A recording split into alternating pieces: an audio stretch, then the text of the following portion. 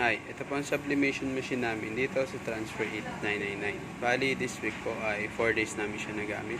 And nakapag-run po kami dito ng 350 pieces na A4. Nandito po ang aming printer head area. Maayos naman po. Dito naman po ang aming wiper, ang aming cupping na merong 90% good condition. Ganito naman po ang tamang pag-head clean. Ganito naman po ang pag-nozzle test. Ito naman po ang aming test spray. Nandito naman po ang stocks namin ng ink. Kompleto naman po.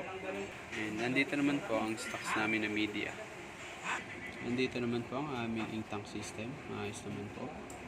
Nandito naman po ang aming heater at ang aming fan. Working naman po sila pareho. Nandito naman po ang aming daily checklist. At this week naman po ay nakagamit ako ng isang roll ng media. Ito naman po ang aming production lab. Yun lang po. Thank you.